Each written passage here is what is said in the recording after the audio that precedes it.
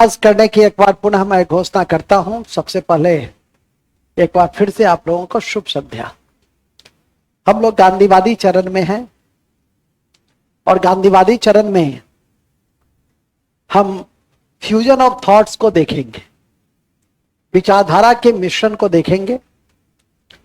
और इस क्रम में सबसे पहले जो सांप्रदायिकता का विकास है, अलगाववादी आंदोलन है, उसको हम लोग देखने का प्रयास करेंगे। तो लिखेंगे, टॉपिक है गांधीवादी चरण में, गांधीवादी चरण में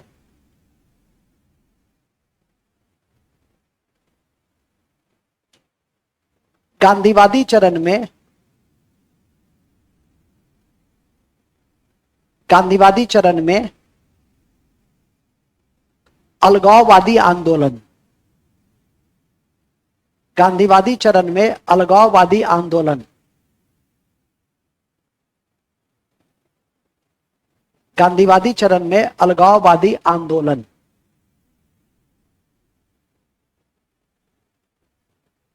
ठीक है, अंडरलाइन करो।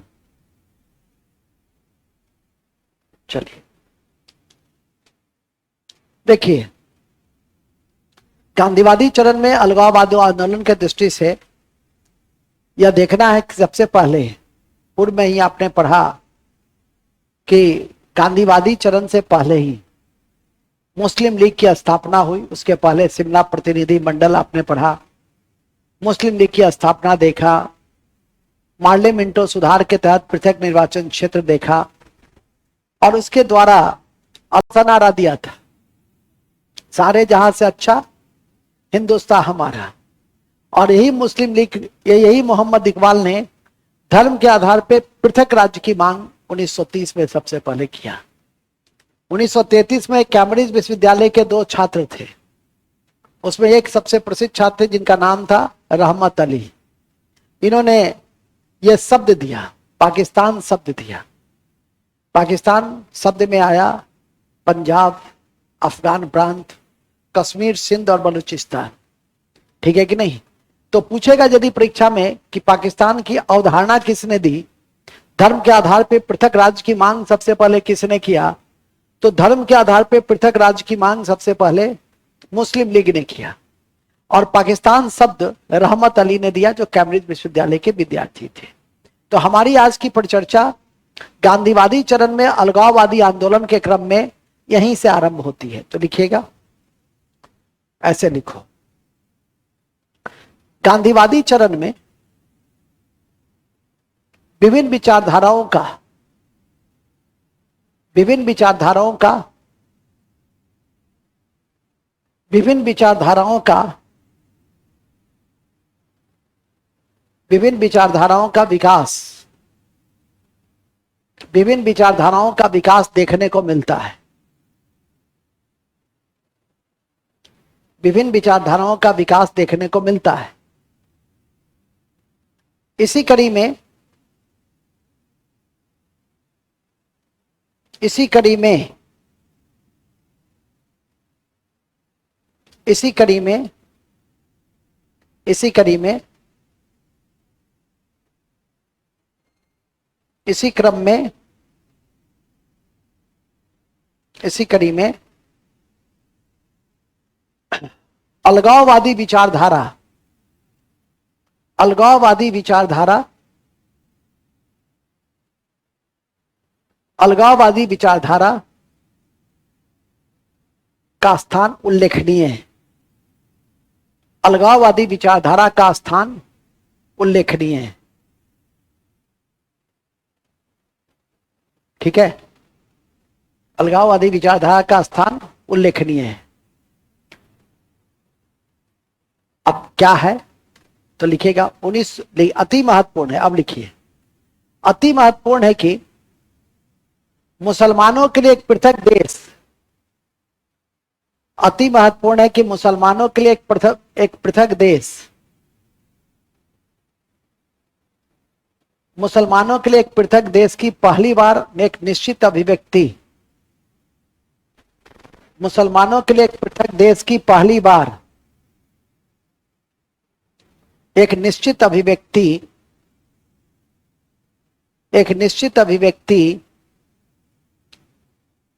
1930 के 1930 के मुस्लिम लीग के इलाहाबाद अधिवेशन 1930 के मुस्लिम लीग के इलाहाबाद अधिवेशन 1930 के मुस्लिम लीग के इलाहाबाद अधिवेशन के इकबाल के अध्यक्षीय भाषण में हुई। इकबाल के अध्यक्षीय भाषण में हुई। इकबाल के अध्यक्षीय भाषण में हुई। ठीक है। तो सबसे पहले मुसलमानों के लिए एक पृथक होमलैंड होनी चाहिए। ये बातें किसने कहा? इकबाल ने। कहां कहा? इलाहाबाद के किस अधिवेशन में कहा? मुस्लिम लीग के अधिवेशन में कहा। कांग्रेस के अधिवेशन में नहीं कहा। कांग्रेस के अधिवेशन में इन्होंने हिस्सेदारी नहीं निभाई थी। इस बात को ध्यान में रखेंगे। ऐसे भी 1930 में कांग्रेस का अधिवेशन नहीं हुआ था। 1929 का ही अधिवेशन 1930 में जाकर संपन्न हुआ था, जो पढ़े भी थे कि 26 जनवरी 1930 को कांग्रेस का लाहौर अधिवेशन के क्रम में ही प्रथम स्वाधीनता दिवस मनाया गया था और लाहौर के रावी नदी के तट पर पहली बार तिरंगा झंडा फहराया गया था। ठीक है कि नहीं? और कराची अधिवेशन में पूर्ण स्वराज्य की संकल्पना को परिभाषित किया गया था, जिसकी जानकारी अभी थोड़ी देर पहले हमने आपको दी। तो याद रखिएगा कि 1930 में मुस्लिम लीग का इलाहाबाद अधिवेशन इकबाल का अध्यक्ष था और पहली बार मुसलमानों के लिए एक पृथक होमलैंड की मांग किया कि धर्म के आधार पर एक पृथक राज्य होने चाहिए, क्योंकि हिंदू और मुसलमानों के जो धर्म दोनों के जो हित हैं वो आपस में टकरा रहे हैं। दोनों के हित अलग अलग हैं, तो स्वाभाविक है कि एक अलग अलग राष्ट्र भी होना चाहिए। ये सबसे पहले इकबाल ने ही कहा। ठीक है कि नहीं? दूसरा 1933 है, अलगाववादी आंदोलन का पाकिस्तान के विकास में 1933 भी इंपॉर्टेंट है। कैम्ब्रिज विश्वविद्यालय के एक छात्र थे रहमत अली, और रहमत अली ने एक पंपलेट बांटा, नाउ और नेवर। उस पंपलेट का नाम था, शीर्षक था नाउ और नेवर, और उस नाउ और नेवर में उसने इस पाकिस्तान नाम दिया कि मुसलमानों के लिए एक पृथक होमलैंड होगा जिसका नाम क्या होगा? पाकिस्तान होगा। ठीक है कि नहीं? तो अब पाकिस्तान चर्चा में आने लगा। अभी तक तो यह था कि मुसलमानों का एक अलग राष्ट्र हो, लेकिन उस राष्ट्र का क्या नाम हो, ये बातें रहमत अली ने रखा। तो लिखिए 1933 में पाकिस्तान शब्द का सबसे पहला प्रयोग, पाकिस्तान शब्द का सबसे पहला प्रयोग 1933 में पाकिस्तान शब्द का सबसे पहला प्रयोग चौधरी रहमत अली ने कैम्ब्रिज विश्वविद्यालय के एक छात्र ने किया। चौधरी रहमत अली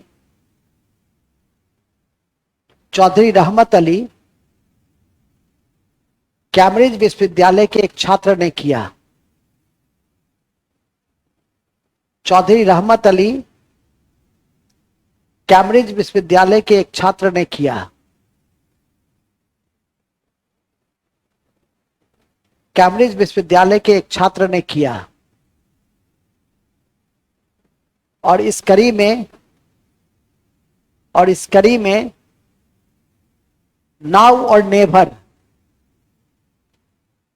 और इस कड़ी में नाउ और नेवर, नाउ और नेवर नाम से एक पंपलेट बांटा। ठीक है? पंपलेट बांटा। तो उस पंपलेट में क्या किया कि जो ब्रिटिश भारत के 5 नॉर्थ पॉलिटिकल यूनिट वाले स्टेट थे, उस सबका पहला नाम ले लिया, नहीं ले लिया? पंजाब पी, पाकिस्तान PAK, तो पाकिस्तान, अफगानिस्तान, कश्मीर तो हो गया ना, पाकिस्तान, सिंध, तो ये जो आपका है उसमें तान लगा दिया। तो ये जो पहला जो अक्षर था उसका लेकर के उसको एक शब्द दे दिया, और पाक का अर्थ होता है पवित्र, और उसको तान में बदल दिया तो वो हो गया देश। तो देश की अवधारणा रहमत अली ने नाउ और नेवर नामक पंपलेट के माध्यम से दिया, इसको ध्यान रखिएगा। अब आइए 1940 का मुस्लिम लीग का अधिवेशन बड़ा इंपॉर्टेंट अधिवेशन है, कांग्रेस का भी अधिवेशन बड़ा इंपॉर्टेंट है। 1940 में कांग्रेस का अधिवेशन हुआ था रामगढ़ में, और मुस्लिम लीग का अधिवेशन हुआ था लाहौर में। रामगढ़ अधिवेशन में कांग्रेस के सबसे युवा प्रेसिडेंट मौलाना अब्दुल कलाम आजाद, जिन्होंने अल हिलाल नामक पत्रिका का संपादन किया था, वो कांग्रेस के अध्यक्ष बने थे, और सबसे लंबे काल तक कांग्रेस के अध्यक्ष मौलाना अब्दुल कलाम आजाद ही रहे, और आजादी के बाद वो प्रथम शिक्षा मंत्री भी बने। लेकिन 1940 में मुस्लिम लीग का लाहौर अधिवेशन इसलिए महत्वपूर्ण है कि द्विराष्ट्रवाद राष्ट्रवाद का सिद्धांत पारित किया गया इस अधिवेशन में। तो लिखिए, अति महत्वपूर्ण है कि मार्च 1940 में मुस्लिम लीग का अधिवेशन लाहौर में हुआ। मार्च 1940 में मुस्लिम लीग का अधिवेशन लाहौर में हुआ। मुस्लिम लीग का अधिवेशन लाहौर में हुआ, जिसकी अध्यक्षता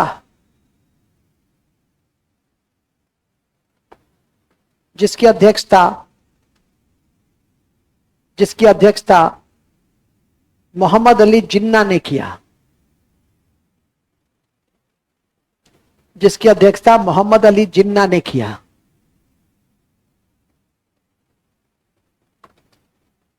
किया। और इसी अधिवेशन में पहली बार पाकिस्तान या द्विराष्ट्रवाद का सिद्धांत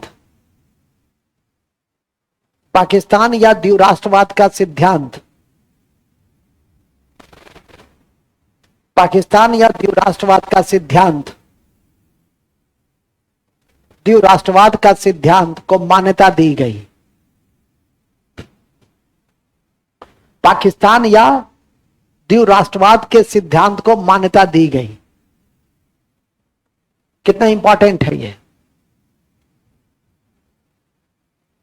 को मान्यता दी गई।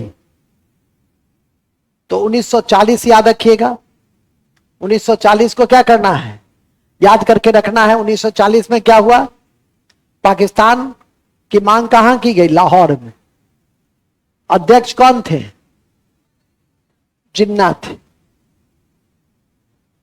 एक समय में जिन्ना के दृष्टिकोण के आधार पर सरोजिनी नायडू उन्हें हिंदू मुस्लिम एकता की राजदूत कहती थी, ठीक है कि नहीं। वो भी एक समय था। एक समय में यह कहा जाता था कि नेहरू एक राष्ट्रभक्त है, जिन्ना एक पॉलिटिशियंस है। जिन्ना ने खिलाफत आंदोलन का विरोध किया था, गांधी के दृष्टिकोण का विरोध किया था कि राजनीति में धर्म का प्रवेश उचित नहीं है। एक समय जिन्ना का दृष्टिकोण यह था, और एक समय जिन्ना ने कहा कि दोनों के हित अलग अलग हैं, एक पृथक राष्ट्र की आवश्यकता को मैं महसूस करता हूं, ठीक है कि नहीं। तो बहुत कम समय में उनके दृष्टिकोण में परिवर्तन आया, और पाकिस्तान के प्रस्ताव को उन्होंने पारित करवाया लाहौर के अधिवेशन में।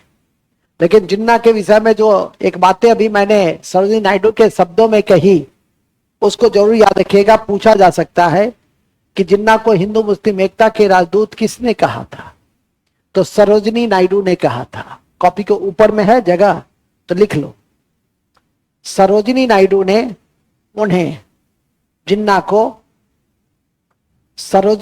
ने जिन्ना को हिंदू मुस्लिम एकता का दूत कहा था। उसको घेर लो, ठीक है। क्या कहा था, दूत कहा था। चलिए, ओके। हिंदू मुस्लिम एकता का दूत किसको कहा गया था? किसको कहा गया था? किसने कहा था? किसके विषय में कहा था? जिन्ना के विषय में कहा था। किसके विषय में कहा था? जिन्ना के विषय में कहा था। उसको याद करके रखिए, अच्छा रहेगा। नेक्स्ट, फिर लिखिएगा, नीचे आ जाइए, नीचे। भूलेंगे नहीं, भूलेंगे नहीं। पाकिस्तान के प्रस्ताव का प्रारूप, पाकिस्तान के प्रस्ताव का प्रारूप, पाकिस्तान के प्रस्ताव का प्रारूप सिकंदर हयात खान ने तैयार किया था। सिकंदर हयात खान ने तैयार किया था।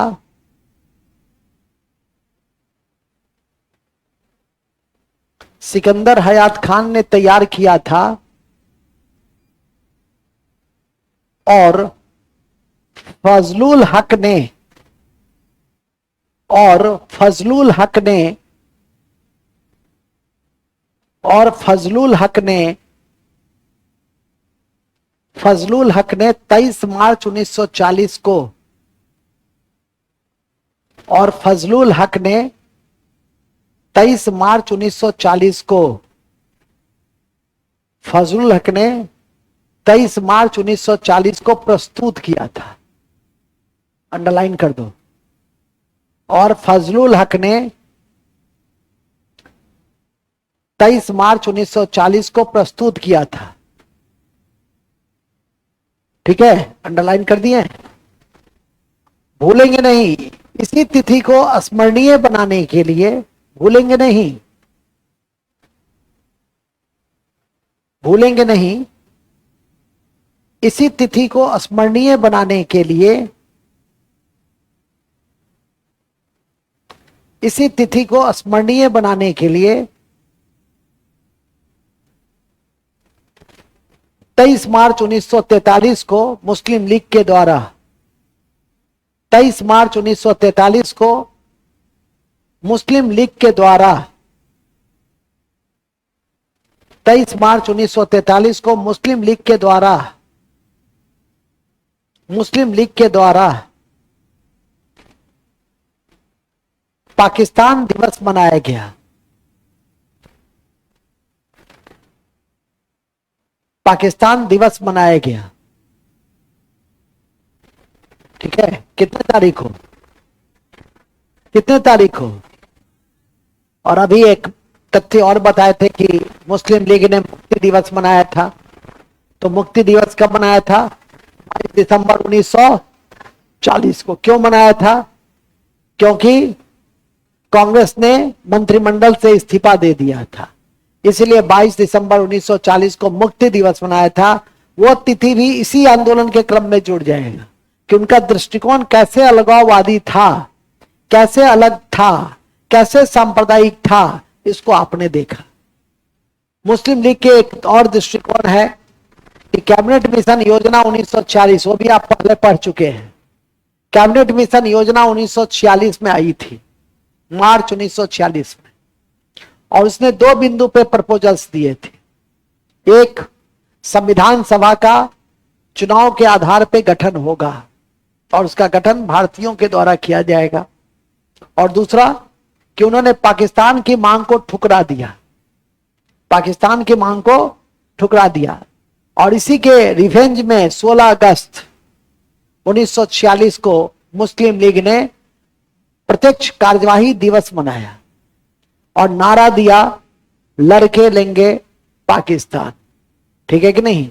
माहौल इतना विषाक्त हो गया, जगह जगह दंगे हुए कि अंत में माउंटबेटन योजना के द्वारा भारत को कानूनी स्वीकृति भारत स्वतंत्रता अधिनियम के माध्यम से मिली और 2 राष्ट्र बने, एक था भारत और एक था पाकिस्तान। ठीक है कि नहीं?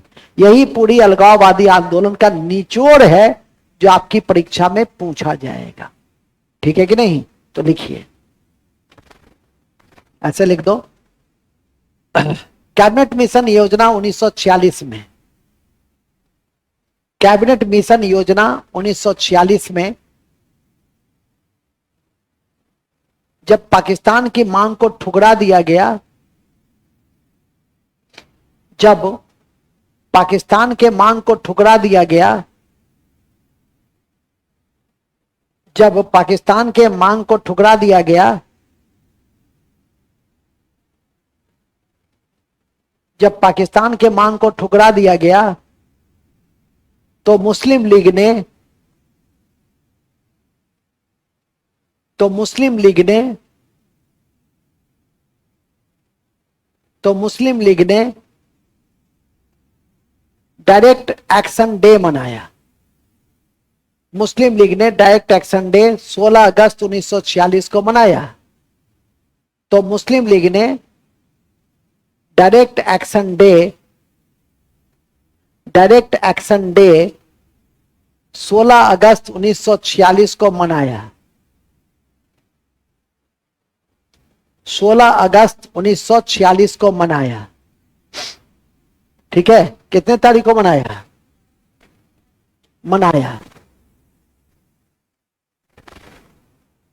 इन कारणों से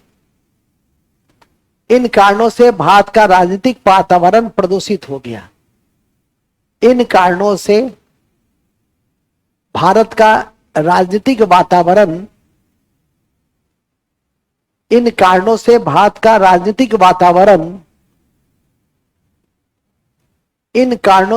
का राजनीतिक वातावरण प्रदूषित हो गया। इन कारणों से भारत का राजनीतिक वातावरण प्रदूषित हो गया और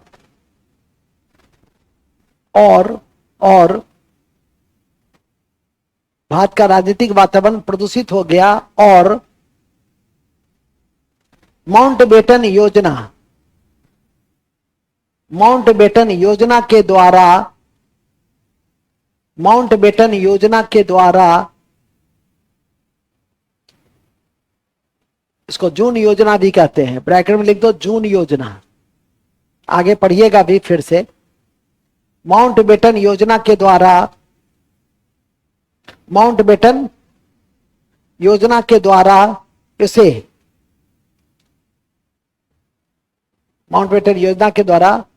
भारत और पाकिस्तान नामक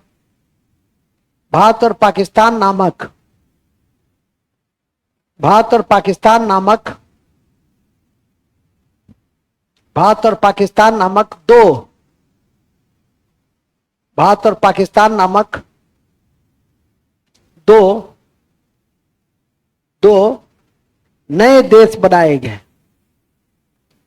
दो नए देश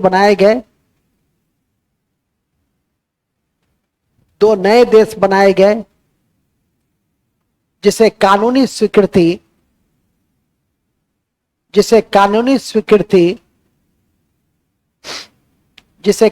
स्वीकृति भारत स्वतंत्रता अधिनियम 1947 के द्वारा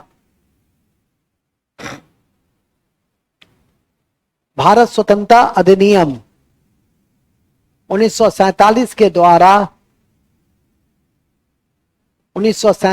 द्वारा 18 जुलाई 1947 को दी गई। 18 जुलाई 1947 को ब्रिटिश संसद के द्वारा दी गई। अंडरलाइन कर दीजिए, 18 जुलाई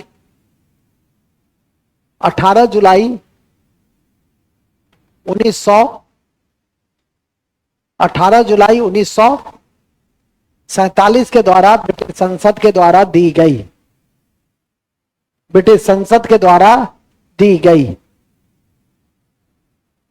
ठीक है, बस इतनी बात आपको पचा लेनी है। इतनी बात क्या, इससे ज्यादा बात ही नहीं है पाकिस्तान अलगाववादी आंदोलन के क्रम में। ठीक है, तो इन्हीं शब्दों के साथ जो फ्यूजन ऑफ थॉट है उसमें एक अलगाववादी आंदोलन को भी, पाकिस्तान के निर्माण की प्रक्रिया को भी आपने देख लिया। क्वेश्चन पूछने के कई रूप होते हैं। पूछेगा पाकिस्तान आंदोलन को कौन जन्म दिया? जिन्ना ने। पूछेगा पाकिस्तान के पृथक अवधारणा धर्म के आधार पे होगी, इसको किसने बताया? इकबाल ने अपने अध्यक्षीय भाषण इलाहाबाद। पूछेगा पाकिस्तान शब्द किसने दिया? पाकिस्तान शब्द रहमत अली ने दिया। पाकिस्तान की रूपरेखा किसने तैयार की? सिकंदर हयात खान ने। हर क्वेश्चन का आंसर उसमें निहित है। अब आप पे डिपेंड करता है कि आप उसे कैसे याद करके रखते हैं। और याद रखिए, जिन्ना राष्ट्रवादी होते हुए भी गांधी के किसी भी आंदोलन में उन्होंने शिरकत नहीं किया था, चाहे वो असहयोग आंदोलन हो या खिलाफत आंदोलन हो। खिलाफत में तो ऐसे भी उन्होंने विरोधी किया कि गांधी का यह दृष्टिकोण ठीक नहीं है, राजनीति और धर्म का घालमेल नहीं होना चाहिए। इसलिए कभी क्वेश्चन टफ पूछे कि जिन्ना के विषय में असत्य पर विचार करें, ए द्विव राष्ट्रवाद के सिद्धांत को आगे बढ़ाने में इनकी महत्वपूर्ण भूमिका। 2 बी पाकिस्तान आंदोलन के जन्मदाता। सी ठीक है, भारत छोड़ो आंदोलन में या असहयोग आंदोलन में इन्होंने सक्रिय भागीदारी निभाई। डी इसी तरह से आपको दे देगा। आपके अच्छा ये तो पढ़वे नहीं किए। अरे पढ़े नहीं क्या, दिमागी नहीं है तो बनाओगे कैसे? दिमाग रहेगा तो एक बार जब बता दिए कि गांधी जी के राजनीतिक सिद्धांतों में इनका विश्वास नहीं था और गांधी के किसी भी राजनीतिक आंदोलन में इन्होंने हिस्सेदारी नहीं निभाई, यहां तक कि खिलाफत आंदोलन का विरोधी किया, तो बात ही खत्म हो गई। इन बिंदुओं को पचा लेना है। जितने जल्दी इन बिंदुओं को पचा लोगे, सफलता उतने करीब तुमको दिखाई देगा। जितना देर से पचाओगे, सफलता उतनी दूर दिखाई देगा। ठीक है कि नहीं? मूल बिंदु पे आ जाइए। तो कहने का मतलब साफ है कि पचाने की क्षमता होनी चाहिए। ठीक है कि नहीं? अभी एक हमारे पुराने शिष्य वीडियो हैं, बेनीपट्टी में अभी आए थे, अभी ये बैठे हुए हैं ही। तो पोस्टिंग वही बेचारे का, कहीं भी नया पोस्टिंग होता है तो आशीर्वाद लेने आता है। 32-33 साल की अवस्था में हेडमास्टर थे, पहले मिडिल स्कूल में पढ़ना शुरू किया। उसके साथ 8 विद्यार्थी था, 8 आज डिप्टी कलेक्टर रैंक में। सब कहीं कोई किसी वित्त सेवा का अधिकारी है, कहीं कोई ट्रेजरी ऑफिसर है, कहीं कोई बीडीओ है। सब अपनी अपनी जगह पर बीपीएससी कंप्लीट सब पास कर गया, 1 साल आगे की 1 साल पीछे। ठीक है कि नहीं? तो परसिवरेंस, कंटिन्यूटी, कमिटमेंट, जबकि पारिवारिक जीवन भी देखता था, सरकारी जीवन भी देखता था। उसमें मेरे जैसा टफ मास्टर जो रोज रिजल्ट की प्रतीक्षा करता है। ठीक है कि नहीं? 33 साल का होती सब तो अभी जन्म लेके मेरे सामने खड़ी हुई है साहब। ठीक है कि नहीं? तो वो सब 32 थे उस समय। हमारी भी आयु इसी के आसपास थी। मैंने हमारा शिष्य का आयु और हमारे आयु में भी अंतर नहीं होता था। ठीक है कि नहीं? लेकिन जो अनुशासन चाहिए था वो स्वयं वो लोग अपने स्तर पे मेंटेन रखते थे। आज तो हमारे और मेरे विद्यार्थी के बीच की आयु में काफी अंतर है। मेरे सामने ये जन्म लेके खड़ा हुआ है। संस्था का जब जन्म 24 साल पहले हुआ, इतना तो इसका एज भी नहीं है। अब तो 1-2 सालों में संस्था सिल्वर जुबली मनाएगी। ठीक है कि नहीं? ये सबका इसमें से मुझे लगता है 90% का आपका हो गया होगा। ठीक है कि नहीं? देख रही चीज अच्छी चीज। ठीक है, तो 90% लोगों का जन्म इस संस्था के जन्म के बाद ही हुआ होगा। क्या जी? नहीं तो खुद भी समझ सकते हो। और उस समय वो लोग करे अनुशासन में रहता था, अपने स्तर से ही मेंटेन रखता था। ठीक है कि नहीं? आज भी उसी तरह से है। जब तक कभी कहे नहीं बैठो महेश्वर जी बैठिए, तब तक वो बैठते भी नहीं। अभी मेरी एक शिष्या है जो एडिशनल चीफ कमिश्नर है। ठीक है कि नहीं? उसको एक दिन आई और मैं कहा अरे बैठो ना। सर सर सर अभी का लड़का सब आता है बैठ जाता है। तब सर क्या हाल है सर? अच्छा है ना सर? मन तो करता है यही से 4 थप्पड़ लगाए कि अभी तक इसको एटिकेट नहीं आया है कि अपने गुरुजन से, हम कोई तुम्हारा प्राथमिक स्कूल के शिक्षक तो रहे हैं कि मास्टर साहब आके धोती खुलाई छे कहीं पहले धोती बांध लिया। ठीक है कि नहीं? हम तुम्हारे कमीशन कंपटीशन के गुरु हैं। इस डिग्निटी को हमेशा मेंटेन करो। ठीक है कि नहीं? खैर मूल में आ जाइए। मूल कहाँ थे हम लोग? हम लोग बड़े अच्छे जगह पे थे। हम लोग थे पाकिस्तान। तो पाकिस्तान का जन्म भी हो गया 14 अगस्त को। पाकिस्तान अभी आगे की कहानी बाकी ही है, पिक्चर अभी बाकी है।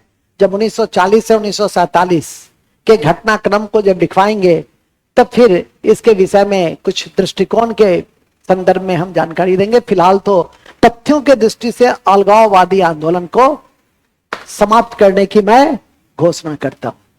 तो फ्यूजन ऑफ थॉट में एक थॉट आपका समाप्त हो गया। कौन सा थॉट?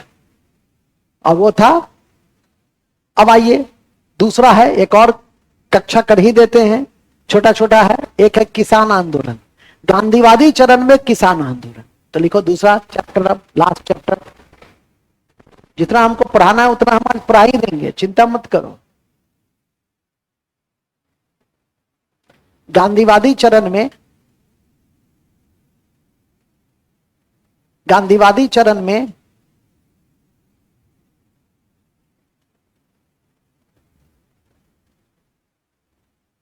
किसान आंदोलन,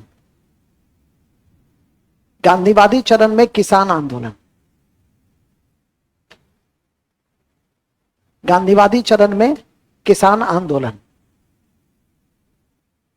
देखो, गांधीवादी चरण में किसान आंदोलन का के कई तथ्यों को आप पूर्व में ही देख लिए। कैसे सर?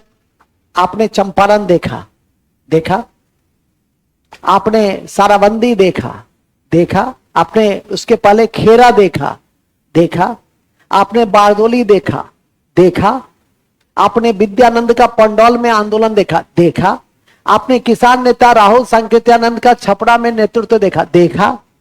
ठीक है कि नहीं? तो किसान आंदोलन के सभी तथ्यों को आपने तथ्यों के दृष्टि से लगभग 70-80% देख लिया। लेकिन हम इसको अलग से पढ़ाने की आवश्यकता मुझे क्यों हुई? क्योंकि गांधीवादी चरण में किसान आंदोलन, जब भी आंदोलन था तो एक निश्चित रणनीति थी, एक निश्चित योजना थी, एक निश्चित संगठन था, एक निश्चित विचारधारा थी, एक निश्चित सिद्धांत था, एक बेहतरीन नेतृत्व था, और इसलिए हम इसको आंदोलन कहें। 19वीं सदी के किसानों की प्रतिक्रिया को आंदोलन नहीं कहे, नील को छोड़कर सबको विद्रोह कहा मैंने, लेकिन इसमें क्या कहें? सत्याग्रह। इसमें कहे बारदोली आंदोलन, बारदोली सत्याग्रह, साराबंदी आंदोलन, मैंने जितने भी बिजोलिया आंदोलन।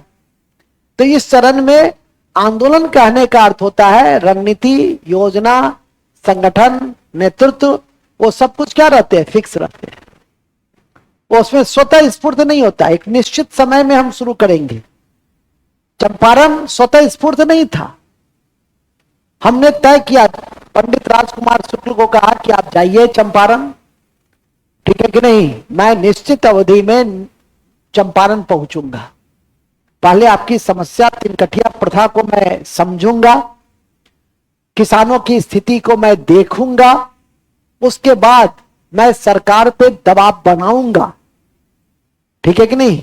तो आंदोलन का और विद्रोह में अंतर यही होता है कि विद्रोह में न तो निश्चित संगठन होते हैं, न निश्चित नेतृत्वकर्ता होता है, न निश्चित मूल्य होते हैं, सिद्धांत होते हैं, न कोई प्रतिबद्ध योजनाएं होती हैं, जबकि आंदोलन के साथ ये सारी चीजें होती हैं।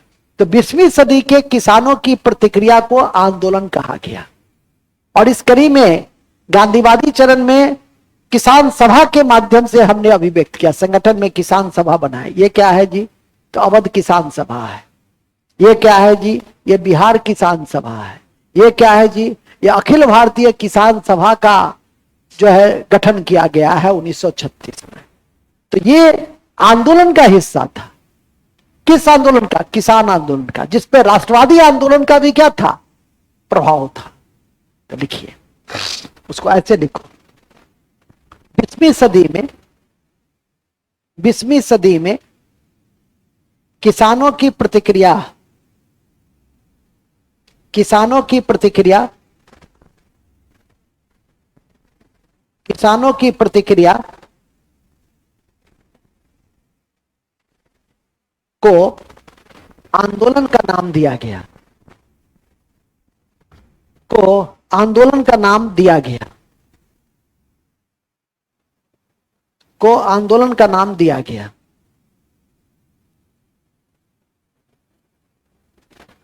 ठीक है, आंदोलन का नाम दिया गया। ठीक है, नेक्स्ट, इस आंदोलन के क्रम में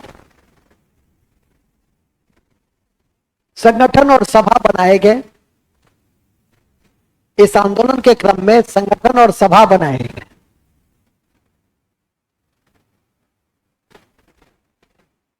संगठन और सभा बनाए गए। इस आंदोलन के क्रम में संगठन और सभा बनाए गए। संगठन और सभा बनाए गए। इसी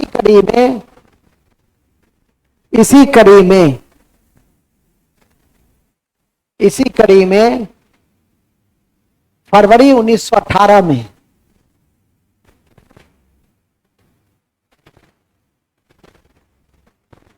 ठीक है, फरवरी 1918 में अंडरलाइन कर लेना, फरवरी 1918 में इंद्र नारायण द्विवेदी, मदन मोहन मालवीय, इंद्र नारायण द्विवेदी, मदन मोहन मालवीय,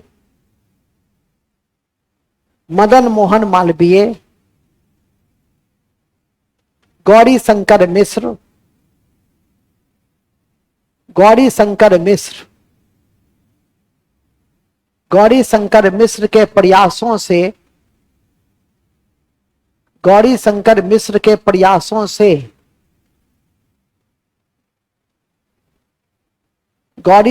मिश्र के प्रयासों से यूपी किसान सभा की नींव पड़ी।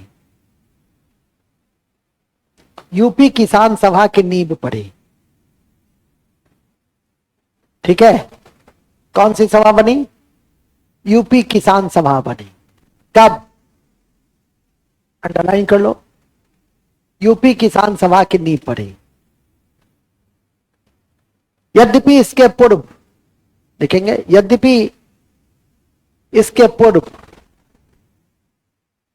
किसानों का विख्यात सत्याग्रह चंपारण में हुआ।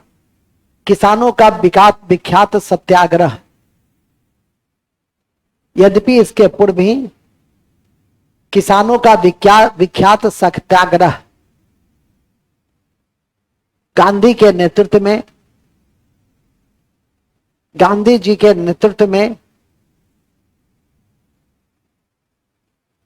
जी के नेतृत्व में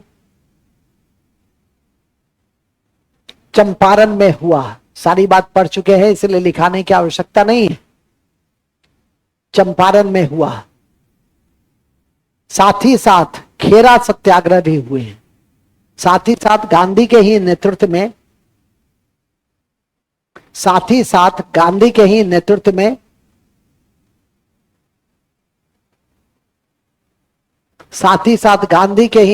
में खेरा सत्याग्रह भी हुआ। साथ ही साथ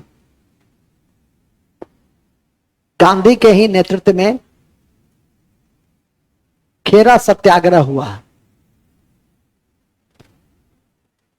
कौन सत्याग्रह हुआ? खेरा सत्याग्रह हुआ। ठीक है, साथ ही साथ गांधी के ही नेतृत्व में खेरा सत्याग्रह हुआ। अंडरलाइन कर दीजिए, ये परीक्षा के दृष्टि से काफी महत्वपूर्ण है। खेरा सत्याग्रह और चंपारण सत्याग्रह दोनों। ठीक है, पहले चंपारण हुआ तब खेरा हुआ, याद रखिएगा। फिर आगे लिखिएगा, पैराग्राफ चेंज। वर्ष 1919 में अवध के प्रतापगढ़ में, ऐसे लिख लो, अवध के प्रतापगढ़ में ढिंगुड़ी सिंह और दुर्गपाल सिंह ने नाई धोबी बंद आंदोलन चलाया। नाई धोबी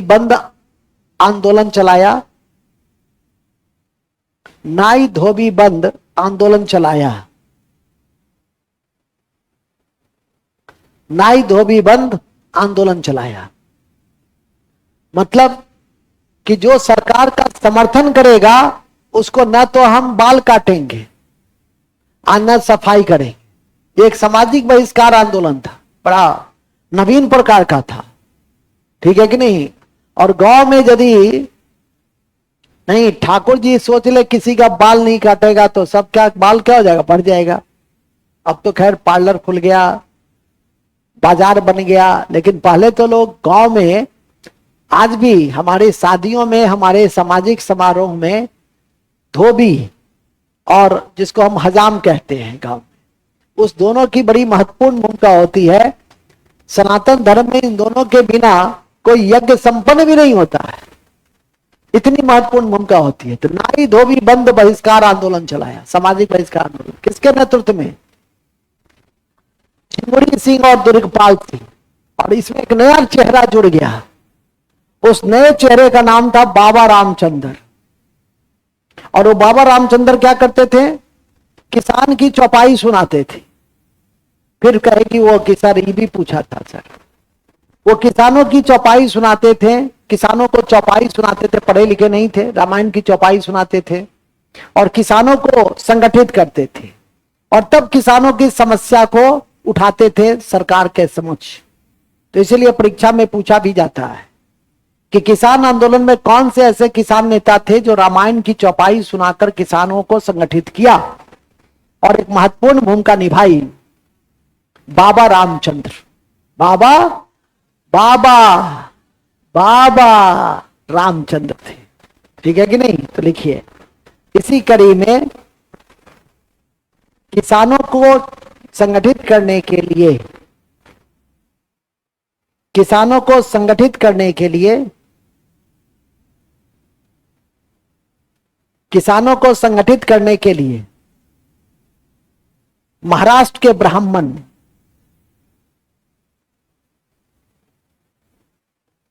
महाराष्ट्र के ब्राह्मण बाबा रामचंद्र ने रामायण की चौपाई सुनाई,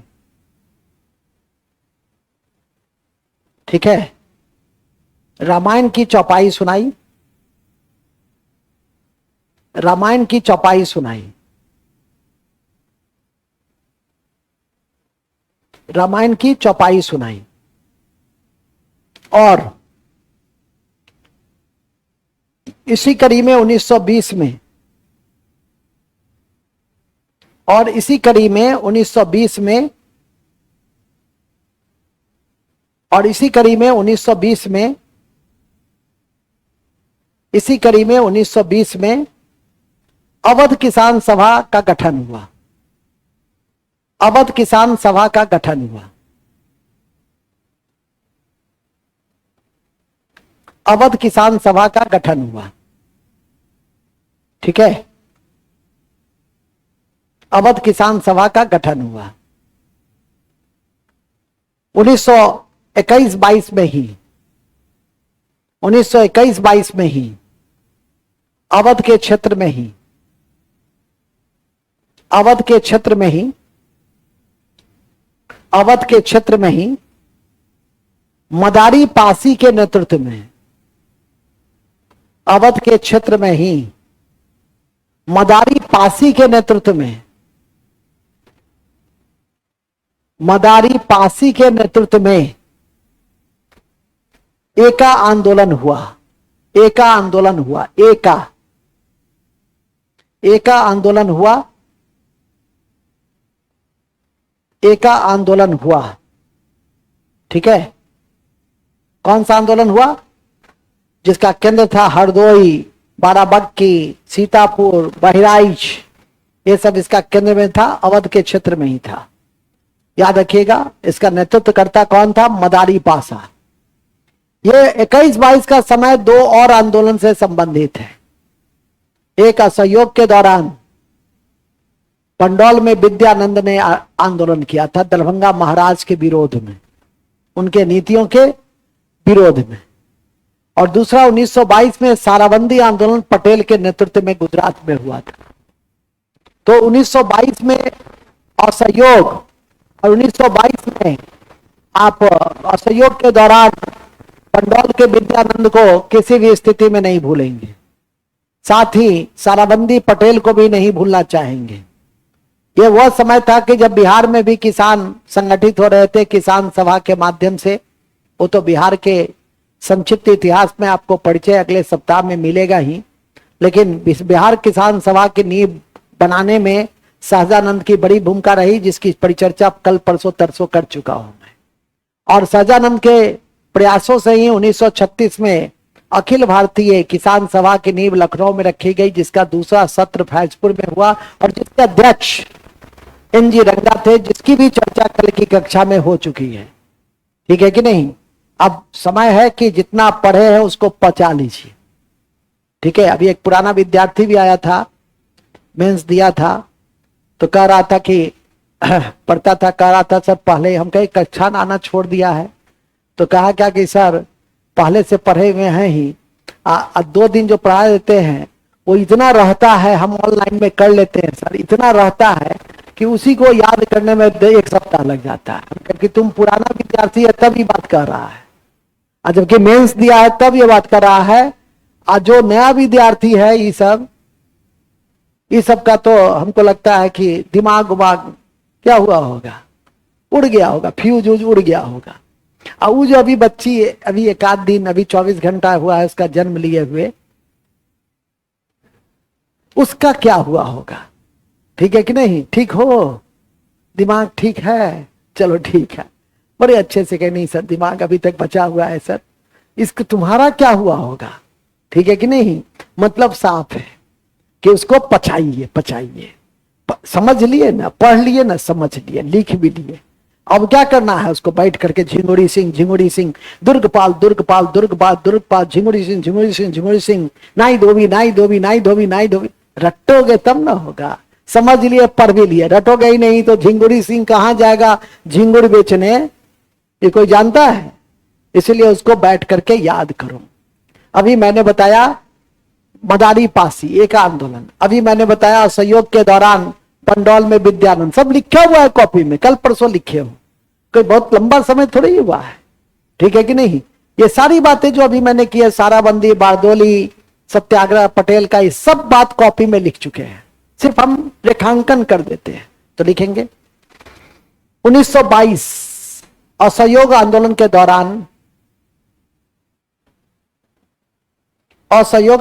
दौरान पंडौल में विद्यानंद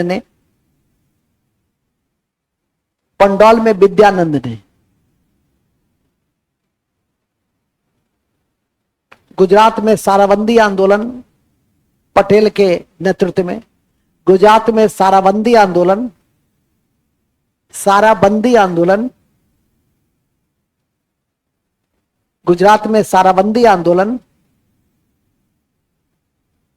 पटेल के नेतृत्व में,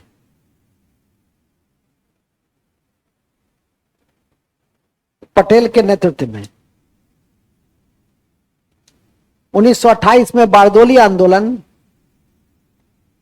1928 में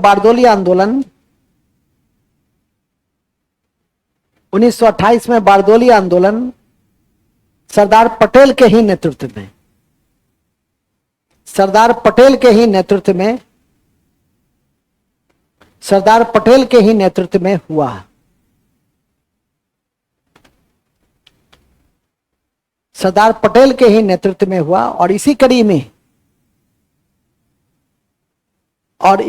में बंगाल किसान सभा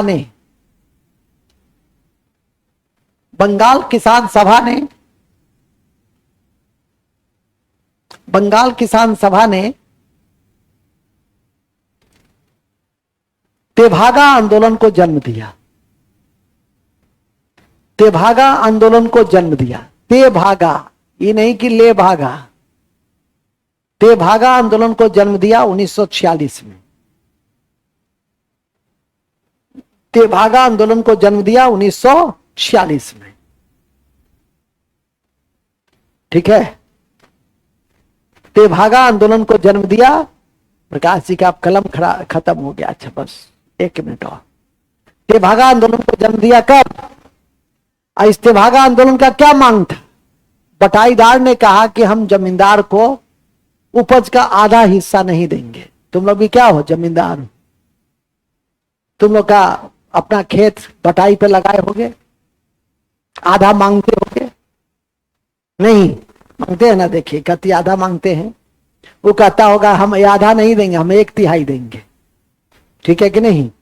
तो वही मांग था वहां कि आधा जमींदार मांगता था आधा, अब बटाईदार कहा कि हम आधा नहीं देंगे, हम 3 भागा देंगे, 1/3 देंगे। और इसी के लिए उन लोगों ने आंदोलन किया था। आशा है समझ गए 3 भागा का क्या उद्देश्य था। 3 भागा मतलब 3 भागा, 3 भागा, ठीक है कि नहीं। तो ये जो 1/3 भाग है वही वही उपज का हम जमींदारों को देंगे। और यह आंदोलन कहां हुआ, तो बंगाल में। बंगाल किसान सभा ने ही किया, जिसका उद्देश्य था किसानों को शोषण से बचाना। बटाईदार भी किसान का एक रूप है, बटाईदार भी कृषक का ही क्या है, एक रूप है। क्योंकि जिसके पास अपना जमीन नहीं होता है वो जमींदार के जमीन पर खेती करते हैं, ठीक है कि नहीं। और उसको बांट दिया था कि आपको ये दिया गया, आप अपना आप खेती कीजिए, जो उपज हो उसका आधा भाग हमको पहुंचा दीजिए, ठीक है कि नहीं। और इसी आंदोलन को हम 3 भागा आंदोलन कहें। तो इस तरह से आपने ये सारे संदर्भों को तथ्यों के दृष्टि से देखा। इसी क्रम में बंगाल की जगह बिहार किसान सभा, सहजानंद सरस्वती, और साथ में बकास्त आंदोलन बिहार में मुंगेर के क्षेत्र में हुए। 1936 में अखिल भारतीय किसान सभा की नींव रखी गई। ये सब हमारे गांधीवादी चरण के किसान से जुड़ा हुआ है। जगह जगह इसकी व्याख्या की जाएगी। आजादी तक 1947 तक यही आपके किसान आंदोलन के कॉन्टेक्स्ट में महत्वपूर्ण बिंदु हैं। नोट में लिख दीजिएगा, नोट में लिख दीजिए। तथ्य तो लिख ही दिए, लिख देंगे। बकास्त भूमि को लेकर आंदोलन, बकास्त भूमि को लेकर आंदोलन, बकास्त भूमि को लेकर आंदोलन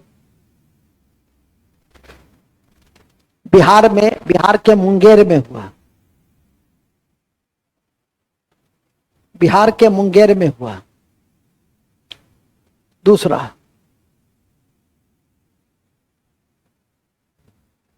किसानों का पहला आंदोलन बिजुलिया आंदोलन को माना जाता है। किसानों का पहला आंदोलन बिजुलिया आंदोलन को माना जाता है, बिजुलिया आंदोलन को माना जाता है, बिजुलिया आंदोलन को माना जाता है, बिजुलिया आंदोलन को माना जाता है, जिसका नेतृत्व 1913 में सीताराम दास ने किया, जिसका नेतृत्व जिसका नेतृत्व जिसका नेतृत्व जिसका नेतृत्व 1913 में सीताराम दास ने किया, जबकि 1915 से विजय सिंह पथिक ने किया, जबकि 1915 से विजय सिंह पथिक ने किया।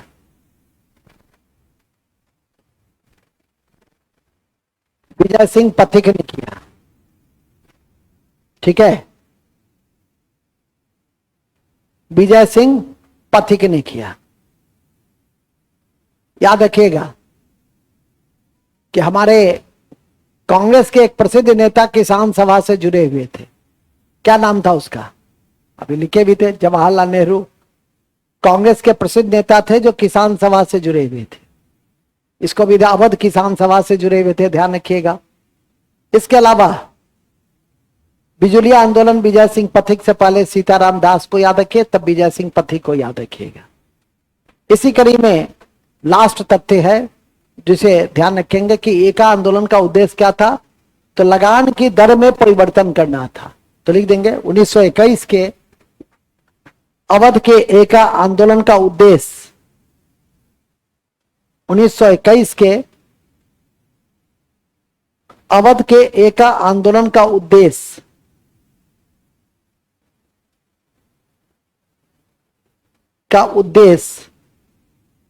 लगान के नगद की दर में परिवर्तन करना था। लगान के नगद के दर में परिवर्तन करना था। लगान के नगदी के दर में परिवर्तन करना था। लगान के नगदी के दर में, नगद दर में परिवर्तन करना था। नगद दर में परिवर्तन करना था।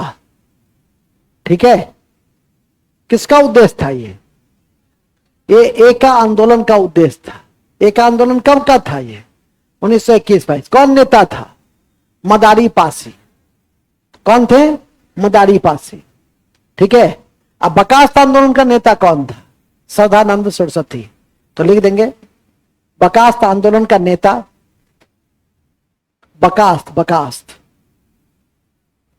बकास्त आंदोलन के नेता सदानंद सरस्वती थे। सदानंद सरस्वती थे। कौन थे? सदानंद सरस्वती थे। चलिए, एक बहुत इंपॉर्टेंट फैक्ट है, लिखने से ज्यादा ध्यान से सुनिए कि हमारा देश भूमि की असमानता से जूझ रहा है आज भी। कारण ऐतिहासिक है, और इस एरिया में भूमि असमानता के विरोध में ही नक्सलाइट आंदोलन हुआ। इसकी जड़ें अस्थाई बंदोबस्ती में देख सकते हो, जमींदारी व्यवस्था में देख सकते हो। इसीलिए आजादी के बाद पहला संशोधन भी उसका संबंध भूमि सुधार से ही था। पहला अनुसूची में जो संशोधन किए गए उसका भी संबंध भूमि सुधार से ही था। पहला जो समिति बना कुमरप्पा समिति, उसका संबंध भी भूमि सुधार से ही था। पहला संविधान संशोधन 1951 में आया था, उसका संबंध भी भूमि सुधार से ही था। यह तो है अपनी जगह, यह तथ्य संविधान में पढ़ते ही हैं। लेकिन इस कड़ी में 1951 में पक्के गांधीवादी विनोबा भावे, जो व्यक्तिगत सत्याग्रह के प्रथम सत्याग्रही थे, उन्होंने 1951 में पंचमपल्ली आंध्र प्रदेश से एक नए प्रकार का यज्ञ की शुरुआत की, जिसे इतिहास में भूमि अनुदान, भूदान आंदोलन के नाम से हम जानते हैं। तो भूदान आंदोलन को जन्म देने का श्रेय 1951 में पंचमपल्ली आंध्र प्रदेश से, जो आज एशिया का सर्वश्रेष्ठ गांव की सूची में था 2022 में। मतलब एशिया का सर्वश्रेष्ठ गांव कौन सा था 2022 में? तो वो पंचमपल्ली था। ये वही पंचमपल्ली है जहां भूदान आंदोलन का जन्म हुआ था। यही वही पंचमपल्ली है जहां से मनरेगा की शुरुआत हुई थी। नरेगा कार्यक्रम जब 2005 में बना, ठीक है, अधिनियम के बाद जब कार्यक्रम लाया गया, काम का अधिकार को अधिनियम बनाया गया, फंडामेंटल राइट से जोड़ा गया, और जब बना तो पंचमपल्ली से ही शुरुआत किए थे। और भूदान आंदोलन का जन्म भी पंचमपल्ली आंध्र प्रदेश से ही हुआ था। और उस आंदोलन के यज्ञकर्ता थे विनोबा भावे, जो गांधी जी के व्यक्तिगत सत्याग्रह के प्रथम सत्याग्रही थे। लिख लोगे तो अच्छा ही रहेगा, क्योंकि तुम्हारा दिमाग का कोई भरोसा है। दिमाग तो तुम्हारे पास है, लेकिन दिमाग तुम्हारे साथ नहीं रहता है। कौन सी ऐसी चीज है जो तुम्हारे पास है लेकिन तुम्हारे साथ नहीं होता है? जब मौका पड़ता है तो सभी लोग का एक ही आंसर होगा कि सर मेरा दिमाग। आगे लिखो, हंसो कम लिखो ज्यादा। क्या लिखे? ऐसे लिखो, गांधी जी के व्यक्तिगत सत्याग्रह के प्रथम सत्याग्रही, गांधी जी के व्यक्तिगत सत्याग्रह के प्रथम सत्याग्रही, गांधी जी के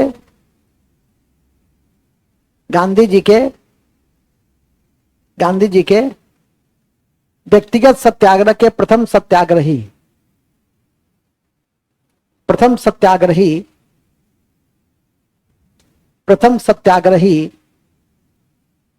ठीक है, प्रथम सत्याग्रही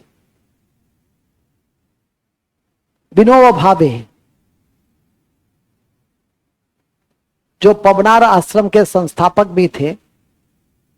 जो पबनार आश्रम के संस्थापक भी थे। पबनार महाराष्ट्र में था। जो पबनार आश्रम के संस्थापक भी थे, जो पबनार आश्रम के संस्थापक भी थे, जो पबनार आश्रम के संस्थापक भी थे,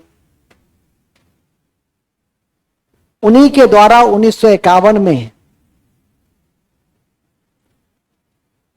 उन्हीं के द्वारा 1951 में उन्हीं के द्वारा 1951 में पंचमपल्ली आंध्र प्रदेश से पंचमपल्ली आंध्र प्रदेश से पंचमपल्ली आंध्र प्रदेश से पंचमपल्ली आंध्र प्रदेश से क्या हुआ? भूदान आंदोलन को जन्म दिया गया। भूदान आंदोलन को जन्म दिया गया। ठीक है,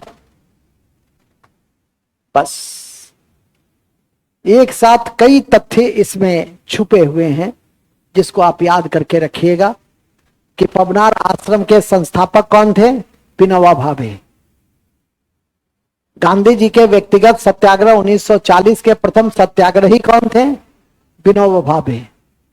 भूदान आंदोलन का जन्म कब हुआ? 1951। भूदान आंदोलन का जन्म कहां से हुआ? आंध्र प्रदेश से। किस गांव से हुआ? पंचमपल्ली। और ये तथ्य बार बार रिपीट करता है। कुछ क्वेश्चंस होते हैं जैसे इतिहास में बिहार किसान सभा, अखिल भारतीय किसान सभा, सहजानंद सरस्वती, विनोबा भावे, ये सब पसंदीदा क्वेश्चन है। चंपारण सत्याग्रह, 1857 कुंवर सिंह, ये सब पसंदीदा क्वेश्चन है। ज्योग्राफी में जाइएगा तो नदी घाटी परियोजना, नहर, दो नहर तो बीपीएससी बराबर पूछता रहता है, सारण नहर और त्रिवेणी नहर जो गंडक के किनारे है। ठीक है, सतलज पर बांध बना हुआ भाखड़ा नांगल जो पंजाब, हरियाणा और राजस्थान को जोड़ता है। ये सब क्वेश्चन बीपीएससी में देखिएगा तो 10 बार पूछा हुआ है। ठीक है कि नहीं? तो कहने का अभिप्राय हर सब्जेक्ट में है कि कुछ क्वेश्चन है जो टाइप्ड है, वो रहेगा ही रहेगा। इस बार नहीं दिया, अगले बार देगा, अगले बार नहीं दिया, अगले बार देगा, मतलब वो टाइप्ड रहता है। 10-20 क्वेश्चन का आपको मैं 55 क्वेश्चन का एक सीरीज भी दी, 55 चैप्टर का एक सीरीज भी मैं व्हाट्सएप पे आज से 2-4 महीना पहले दिया था। एक जितने मैक्सिमम क्वेश्चन है 80% क्वेश्चन का संबंध उसी 55 अध्याय से। यदि उस 55 अध्याय को आप कमांड कर लेते हैं तो भी आपका काम तमाम होता है। ठीक है कि नहीं? वो बड़े शोध के बाद उसको हमने तैयार किया था, लगभग 50 से 55 अध्याय। और उस 55 अध्याय में एक अध्याय जो आप पढ़ रहे हैं गांधीवादी चरण, वो भी है। और यहां से गुच्छा में क्वेश्चन रहता है। गुच्छा का मतलब समझते हैं कि 1917 से 1947 के बीच में कम से कम आपको 10 से 15 क्वेश्चन मिलेगा। कंप्लीट कराने में इस सेक्शन का बड़ा भारी योगदान रहता है। ठीक है कि नहीं? तो यदि आप कंट्रोल कर लेंगे तो बल्ले बल्ले है, नहीं कंट्रोल करेंगे तो जब तक कंट्रोल नहीं होगा तब तक तो कंट्रोल नहीं होगा। तो सीधी सी बात है, तब तक सफलता आपके अनकंट्रोल रहेंगे। कंट्रोल तो करना ही होगा, चाहे रो के कीजिए या हंस के कीजिए। इन्हीं शब्दों के साथ आज हम इस कक्षा की समाप्ति की। फ्यूजन ऑफ थॉट में 2 थॉट हम लोगों ने देखा है। एक थॉट मैंने देखा है एक किसान आंदोलन, और दूसरा थॉट मैंने देखा है वो है अलगाववादी आंदोलन। अगले सत्र में जब मेरी कक्षा होगी, संभवतः मुहर्रम को मेरी कक्षा होगी, पहले हाफ में 3 बजे से पहले मैं मुहर्रम में छोड़ दूंगा आपको। तो मुहर्रम के दिन की कक्षा में 2 फ्यूजन ऑफ थॉट और दिखाएंगे। एक है साम्यवादी आंदोलन, जिसको आप ध्यान में रखिएगा, कम्युनिस्ट मूवमेंट, उसको भी आपको ध्यान में करके रखना है। तो ऐसे जो फ्यूजन ऑफ थॉट से जुड़े हुए बिंदु हैं उसको हम लोग एक एक करके देख करके, और आपको कोशिश करेंगे कि परसों या तरसों जो भी है, जब भी मेरी क्लास हो तो व्हाट्सएप पे आपको सूचना चली जाती है, और उस दिन हम लोग आजादी मनाएंगे। और फिर लास्ट हमारा भाग, छोटा सा भाग 1-2% का है, वो है बिहार के विशेष संदर्भ में, जिसकी जानकारी देकर हमारी ये बातें समाप्त हो जाएगी। और जो रिवीजन चल रहे हो तो रिवीजन ऐसे ही चलते रहेंगे, वो तो रिवीजन चल ही रहा है। जैसे संविधान आपका दूसरी तीसरी बार चल रहा है, बायोलॉजी दूसरी बार तीसरी बार, वो तो मैं अपनी सुविधा के अनुसार आपको दे रहा हूं, ठीक है कि नहीं। लेकिन उसका कोई लाभ नहीं दिखाई देता है, क्योंकि जब तक कि आप उसका अपने स्तर पे रिवीजन नहीं करेंगे तो मेरे स्तर पे क्या होगा, 3 कॉपी फिर बन जाएगा। इसलिए समय रहते जो आप पढ़ लिए हैं उसको क्या कीजिए, जो ऐसे उस लड़के ने कहा कि सर लिखा हुआ तो कॉपी में है ही, ठीक है कि नहीं, तो लिखा हुआ तो सब कुछ समझा हुआ है ही, बैठ करके उसको रटो, सबसे अच्छा है। जो नहीं कभी पढ़ा है उसके लिए जरूरी होती है, लेकिन जो पढ़े हुए हैं एक बार 2 बार, पल्लवी एक बार तो कम से कम हो गया हो, 2 बार हो गया, तीसरी बार है तब तो 2 बार हो गया है, तो तुम अपना ठीक है बगल में हो रिवीजन करने आ जाओ, लेकिन अपना काम क्या है, चलते रहना चाहिए। अपने रूटीन को कंटिन्यूटी में रखो और आगे बढ़ते रहो। मुझे पूरी उम्मीद है कि इस बार आप बेहतर परफॉर्मेंस करेंगे, सफल होंगे। जय हिंद। 9 बजे आपसे मेरी पुनः एक बहुत इंपॉर्टेंट अध्याय हमने दिया भेजा है यूट्यूब लाइव में, भारत के पड़ोसी देश के साथ जो हमारे समान अध्ययन छुपे हुए हैं उसको हम लोग आज देखने का प्रयास करेंगे। तब तक के लिए टेक रेस्ट। 9 बजे मैं पुनः आपसे मिलता हूं। Take rest. Thank you.